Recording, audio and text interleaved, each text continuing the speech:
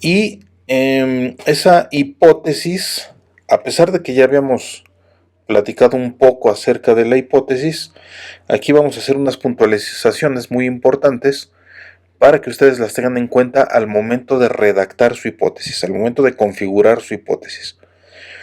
Y tenemos en primer término que una hipótesis es una tentativa de solución o de explicación. Tentativa de solución o de explicación. Esta es como una primera definición de hipótesis. Ya habíamos nosotros dicho en clases anteriores que una hipótesis es una respuesta tentativa. Respuesta tentativa. Ajá. ¿Qué significa respuesta tentativa? Que puede o no, o que puede ser o no puede ser. Ajá. Es tentativo significa que puede o no puede ser. Ajá. Es una tentativa, no hay una seguridad. Ajá. Entonces, lo primero que debemos de tener en cuenta es que una hipótesis es precisamente una tentativa de solución o de explicación. De hecho, la palabra hipótesis tiene una doble conformación en dos vocablos, en dos elementos gramaticales que derivan del griego, que es hipo, que significa debajo de, y tesis, que significa postura o posición. Postura también significa posición. Esa es una tesis, es una postura o una posición, ¿no? Una postura personal. De ahí que también la tesis profesional pues es precisamente eso, es una postura personal, ¿no? Pero la hipótesis, como hipo significa debajo de, entonces la hipótesis es una postura que está debajo de la postura firme. Ajá. Entonces una hipótesis digamos que es una postura que aún no está firme. De ahí su carácter de tentativo, de ahí su carácter de que puede o no puede ser. Esa es la hipótesis, ¿no? Entonces, en primer término tenemos que una hipótesis es precisamente una tentativa de solución o de explicación. Y precisamente por esa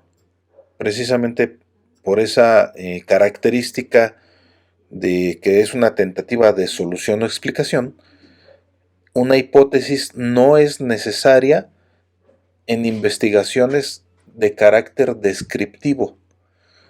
¿Por qué no es necesaria la hipótesis en investigaciones de carácter descriptivo? Porque lo descriptivo no implica o no deriva de un problema. Ajá. No deriva de un problema. Lo que es meramente descriptivo no deriva necesariamente de un problema, sino que simplemente deriva de una necesidad de observar y de describir lo que esté ocurriendo, el fenómeno que esté ocurriendo, en este caso en la realidad social, tratándose de las ciencias sociales, lo que esté ocurriendo en la realidad social. Entonces, como no parte de un problema, una investigación que no parte de un problema es una investigación eminentemente descriptiva.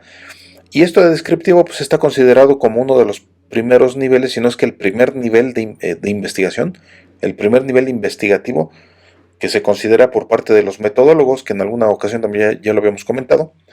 Este es un nivel descriptivo que es un nivel inicial, es un nivel metodológico inicial. Y un nivel metodológico o investigativo más arriba o superior al descriptivo es un nivel explicativo. Es el nivel explicativo, que es en el que nos ubicamos nosotros o en el que se ubica una tesis de licenciatura, que es un nivel más explicativo. ¿Qué significa esto? Que es una investigación que tiene como finalidad no solo describir, no solamente describir el fenómeno, sino además explicarlo. Ajá. Explicar por qué ocurre el fenómeno que estamos nosotros investigando, el fenómeno que estamos proponiendo, el objeto de investigación que nosotros tenemos propuesto para abordar.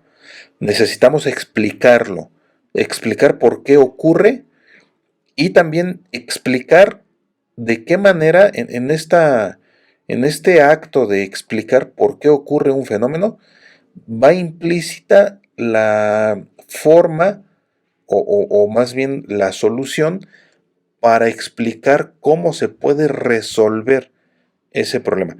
De tal manera que entonces una investigación explicativa parte de un problema y en ese sentido, como parte de un problema, requerimos necesariamente una solución tentativa.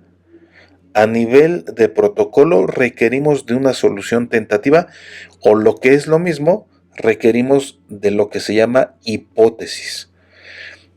Pero entonces esta hipótesis como tentativa de solución o explicación a un problema no es necesaria en investigaciones descriptivas porque nuestra investigación no solo se queda en lo descriptivo, sino que además avanza hacia lo explicativo. Es por eso que la hipótesis es importante y es prácticamente indispensable en una investigación que parte de un planteamiento del problema, que parte de ahí. Y también la hipótesis, decíamos, es una respuesta o explicación de carácter provisional. Este aspecto tentativo le da su carácter provisional, le da un carácter de respuesta o de explicación provisional. ¿Qué significa esto? Que la hipótesis en primer término debe ser una respuesta o una explicación, pero debe ser una respuesta o explicación provisional, es decir, que no tiene que ser una respuesta o una explicación firme. No es necesario, de hecho es un requisito metodológico que la hipótesis sea una respuesta provisional, no firme, porque si fuera una respuesta firme o una respuesta confirmada, perdería su característica de hipótesis, de hipo, debajo de, dejaría de ser hipo para convertirse en tesis. Si estuviera confirmada y estuviera validada, dejaría de ser hipótesis y entonces estaríamos hablando de una tesis, porque ya está confirmada, ¿no? Entonces, esa es como la característica principal de una hipótesis, que es una respuesta o explicación provisional. Y lo que ustedes van a hacer en la investigación, a lo largo de su investigación, lo que ustedes van a hacer es asentar o establecer una tesis, ¿no? Y lo que van a hacer es quitarle a la hipótesis la característica de provisional para volverla firme, para volverla confirmada. Y entonces para volverla en una tesis precisamente, ¿no? Esta es la relación que hay entre la hipótesis y la tesis. Entonces, bueno, en esta idea de la hipótesis como una respuesta o explicación provisional, también tenemos la idea o la característica de que la hipótesis es una suposición de algo que puede o no ser posible. Puede o no ser posible. Esa es la característica metodológica de la hipótesis, de que estoy suponiendo algo. Estoy suponiendo algo. Y como suposición, tiene esa característica de que puede o no ser posible. Puede ser que esté en lo correcto, pero también puede ser que esté equivocado. Esta es la característica. Y como es provisional, tiene ese carácter de hipótesis que no necesita ser confirmado. Ya se confirma después con la investigación y se le quita el carácter de hipo o de suposición para convertirse en una tesis. Pero por lo pronto, a nivel hipotético, a nivel de hipótesis, estamos nosotros hablando de una suposición. De hecho, cuando hacemos suposiciones, estamos haciendo eso, precisamente estamos haciendo hipótesis. Estamos hipotetizando con algo, con alguna situación de la vida real, con alguna situación de la vida cotidiana. Cuando decimos yo supongo que, estamos haciendo una hipótesis. En el momento en que hacemos suposiciones, estamos haciendo hipótesis. Entonces, esas suposiciones por eso tienen esa característica de que puedo estar en lo correcto o puedo estar equivocado. Si yo supongo que Si yo supongo que va a llover, estoy diciendo que puedo estar equivocado. Puede ser que sí sea cierto, pero puedo estar equivocado. Esa es la característica de la suposición.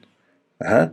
Supongo que se le vulneran sus derechos constitucionales a ese niño que está durmiendo en la banqueta.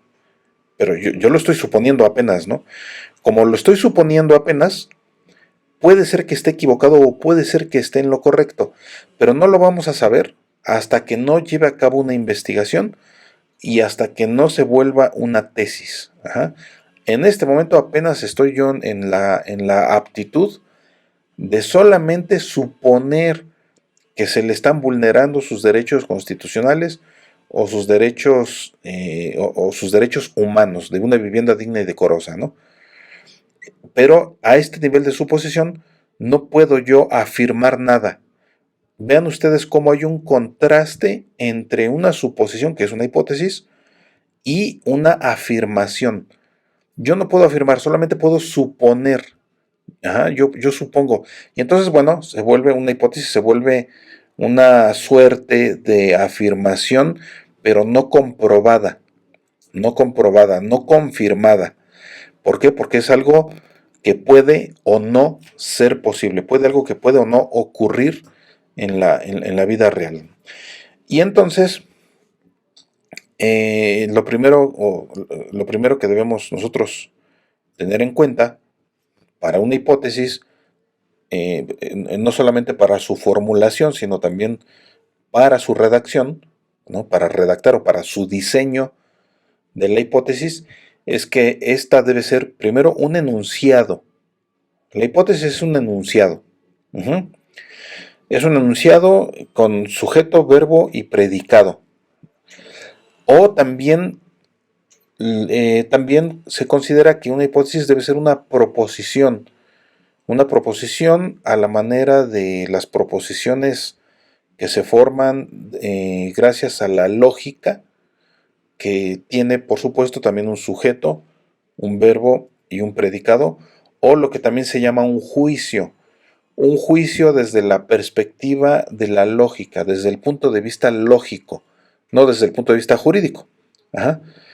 Que si bien un juicio desde el punto de vista jurídico tiene mucha relación con el juicio desde el punto de vista lógico, por supuesto que tiene mucha relación, pero aquí en la hipótesis lo vamos a ver desde la perspectiva específicamente de la lógica.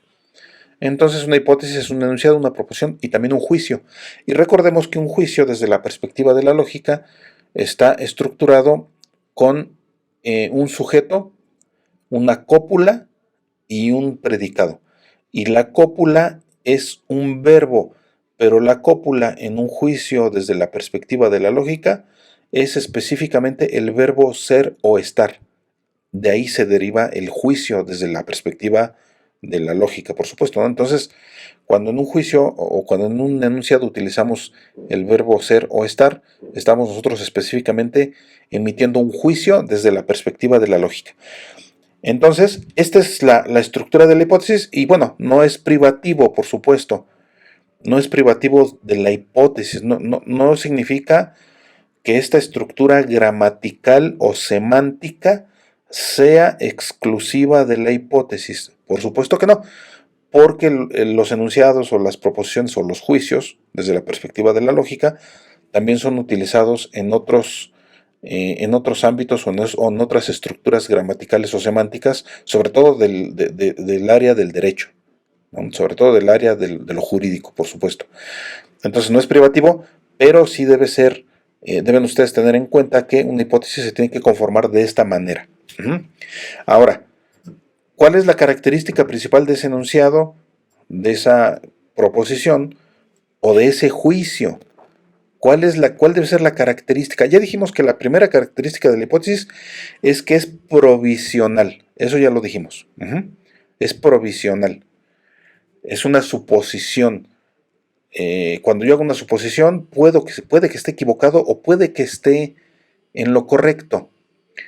Pero, fíjense bien, ojo con esto, pero la hipótesis, a pesar de que es provisional o a pesar de que es tentativa, debe de acercarse a lo razonablemente correcto, a lo razonablemente válido.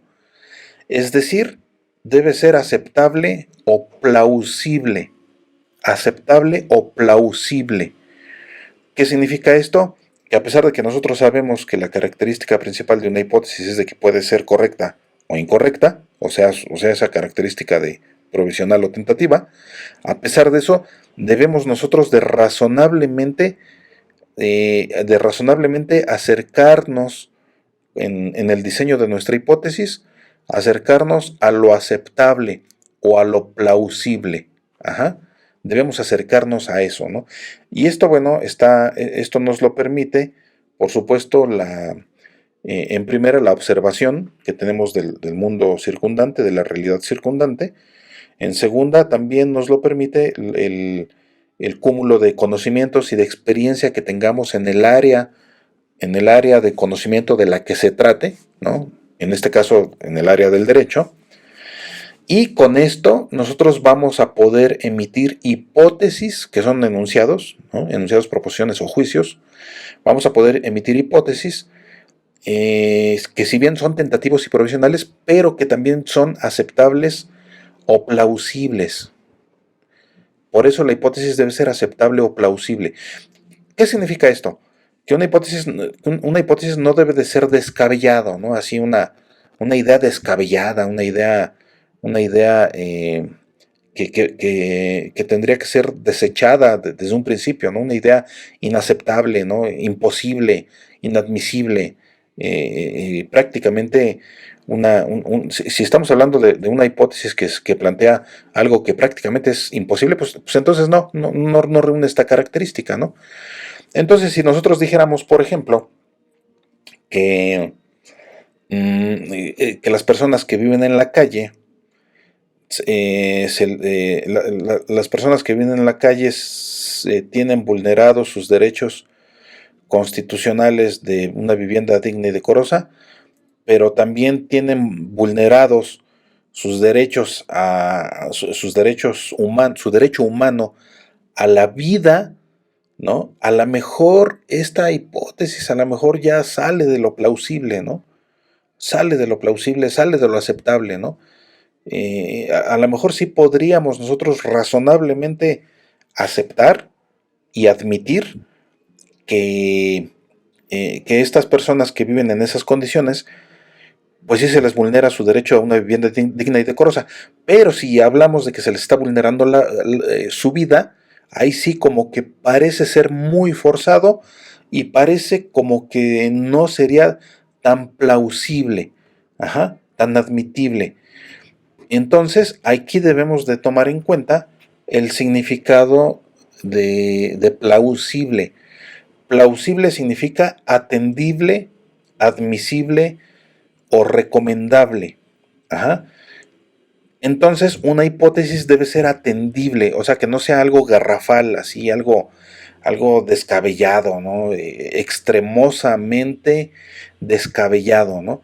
A las personas que viven en la calle, además de que se les vulnera su derecho constitucional a una vivienda digna y decorosa, se les vulnera su derecho humano a la vida. Esto ya parece como que muy extremoso, ¿no? Muy extremoso, muy forzado y tal vez deja de ser atendible, ¿no? ¿Por qué? ¿Por qué deja de ser atendible? Porque ya no entra dentro de lo razonable, dentro de lo plausible, dentro de lo admisible, ¿no? Se escapa de eso, ¿no? En un ejemplo más extremoso, ¿qué pasaría si dijéramos, por ejemplo, que, que- que, que a las personas que viven en la calle, además de que se les vulnera su derecho constitucional a una vivienda digna y decorosa, además de esto se les está vulnerando su derecho de tener un internet de banda ancha, por ejemplo, ¿no? Esto sí sería todavía más descabellado, ¿no? Más extremoso y sería más complicado, más difícil establecer una hipótesis de este tipo, porque ya el enunciado que yo estoy emitiendo, que está relacionado con el derecho, con el derecho humano el derecho humano a Internet de banda ancha, ya sería muy descabellado, sería poco atendible, poco admisible o nada admisible, ¿no? Y entonces perdería la característica de ser plausible. Ajá. Por eso es importante que la hipótesis, a pesar de su carácter de provisional y de tentativa, a pesar de eso, debe también de ser plausible, plausible, con la finalidad de que el investigador, en este caso los tesistas, o sea, ustedes, no se vayan a un extremo descabellado, ¿no? Así, un extremo imposible, ¿no? Un extremo poco o nada probable, ¿no? Y que le reste el carácter de atendible o de admisible a su hipótesis, a su investigación, ¿no? Imagínense hacer una investigación para ver si, para verificar si a las personas que viven en la calle se les vulnera su derecho a tener internet de banda ancha. Imagínense una investigación de esas, ¿no? Estaría de plano casi desde un inicio, pues siendo desechada, ¿no? Porque no hay una relación entre una cosa y otra. ¿Por qué? Porque no hay una plausibilidad en la hipótesis que se está planteando, ¿no? Entonces, bueno, en términos generales, la hipótesis, si bien es un enunciado tentativo provisional, pero también debe ser plausible, ¿no? Y en ese sentido, no debemos tampoco de perder de vista que este carácter tentativo pero plausible,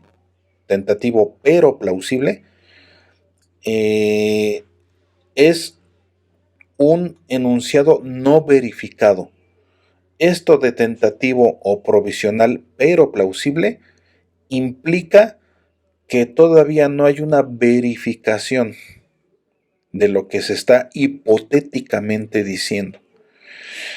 Todavía no está confirmado lo que hipotéticamente estoy diciendo. Ajá.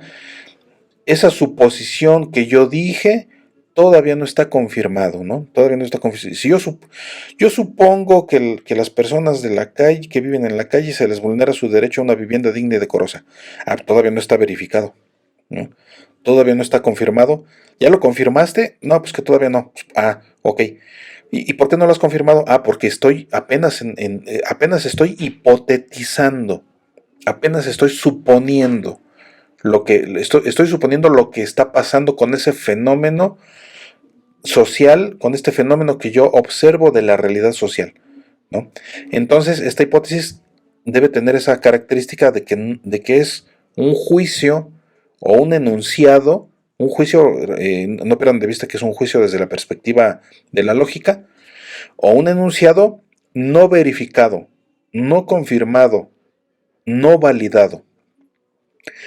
¿Por qué? Repito, porque en el momento en el que ustedes validen o confirmen esta hipótesis, deja de ser hipótesis, pierde el carácter hipo y se vuelve tesis. ¿Por qué? Porque la tesis ya es algo firme, ya es algo confirmado, verificado. Ajá. Ya no es provisional, ya lo verifiqué. Ya no es un saber o una proposición provisional, ya está verificado, ya está confirmado y ya deja de ser hipótesis para convertirse en una tesis, ¿no? Entonces, en ese sentido, por eso, por eso en metodología, en epistemología, los metodólogos y los epistemólogos consideran que la investigación científica debe tener un carácter conjetural, un carácter conjetural. ¿Por qué?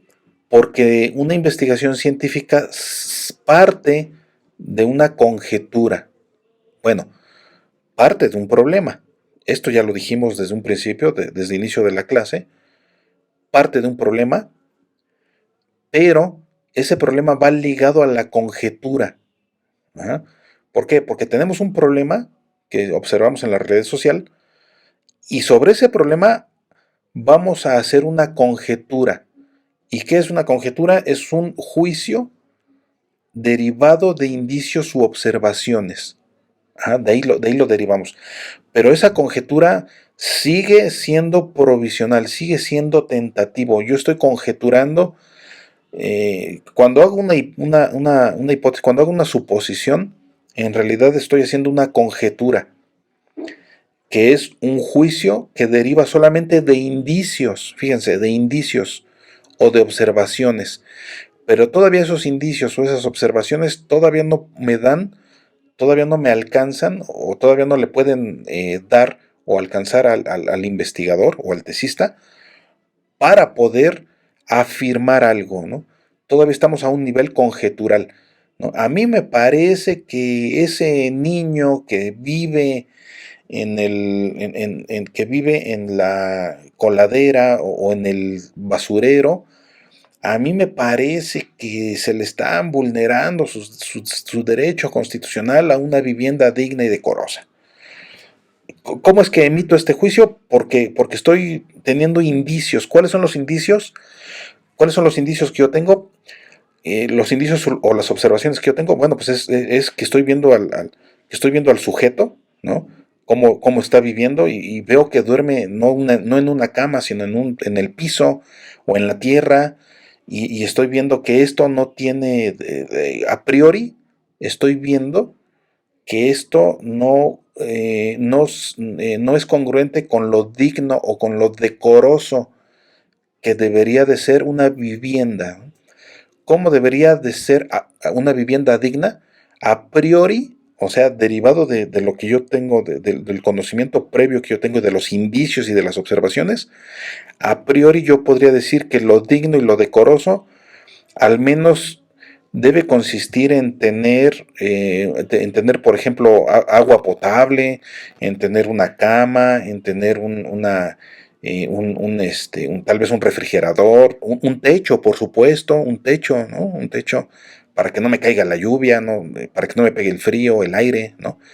Entonces, a priori creo que estas son las características que se deben de reunir cuando hablamos de digno y decoroso, y esas características no las estoy viendo en estos niños o en estas personas que viven debajo del puente. Estoy conjeturando, ¿no? Estoy haciendo juicios derivados de indicios u observaciones.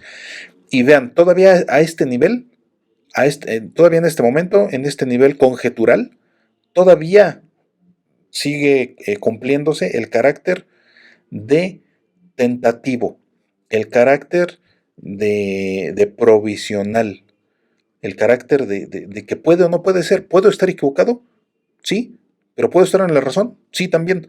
¿Hasta qué momento vamos a estar seguros de que estuve equivocado o tuve la razón? Hasta el momento en el que haga la investigación y ahora sí verifique varias cosas y confirme la hipótesis, y en ese momento va a dejar de ser hipótesis, va a dejar de ser conjetura, va a dejar de ser provisional, para volverse firme, para volverse en una afirmación, en un conocimiento firme, probado, validado, y para volverse en una tesis, precisamente. Es entonces en ese momento en cuanto vamos a poder hacer eso, ¿no? Entonces, con todo esto, ¿cuál es cuál es la función de la hipótesis o las funciones de la hipótesis? Son precisamente confirmar o refutar lo que estamos diciendo, ¿no? La hipótesis nos va a servir. ¿Qué es lo que vamos a hacer con la hipótesis? Confirmarla o refutarla. Eso es lo que vamos a hacer con la hipótesis durante la investigación. Ajá. También lo que vamos a hacer, a intentar hacer, es validarla o invalidarla, cualquiera de estas opciones. O verificar o falsar lo que hipotéticamente yo dije, ¿no? Verificar o falsar. Cualquiera de estas 6 opciones, porque aquí tenemos 6 opciones, cualquiera de estas 6 opciones, no las 6, por supuesto, no las 6 en conjunto, sino cualquiera de ellas, son las que vamos a tener que hacer con nuestra hipótesis.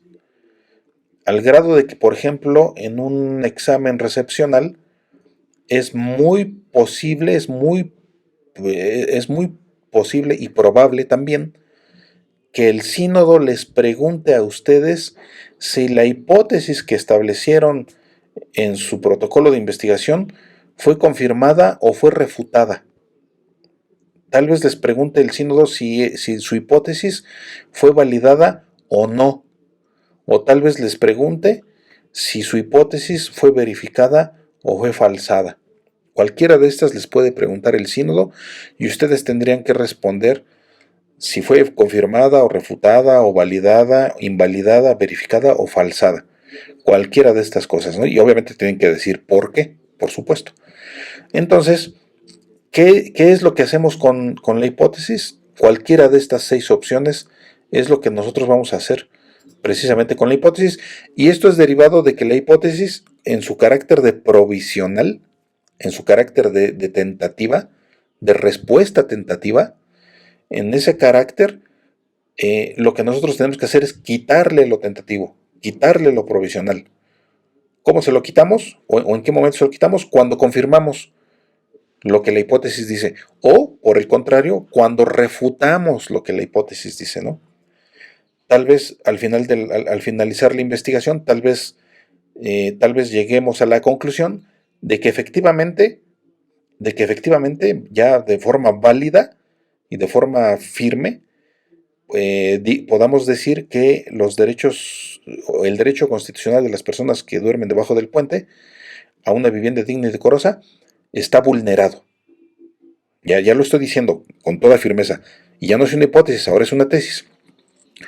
O por el contrario, a lo mejor decimos, a lo mejor llegamos a la conclusión, después de haber hecho la investigación, de que las personas que viven debajo de los puentes y en el basurero, etcétera, no se les vulnera su derecho a una vivienda digna y decorosa.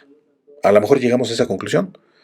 Puede ser que lleguemos a esa conclusión, o sea, puede ser que refutemos nuestra propia hipótesis que estuvimos planteando al principio de la investigación. Sí. ¿Y esto significa que la investigación esté mal o esté incorrectamente realizada? No. Por supuesto que no, porque para eso es la hipótesis, para confirmarla o para refutarla, para validarla o para invalidarla, para verificarla o para falsarla, cualquiera de estas opciones.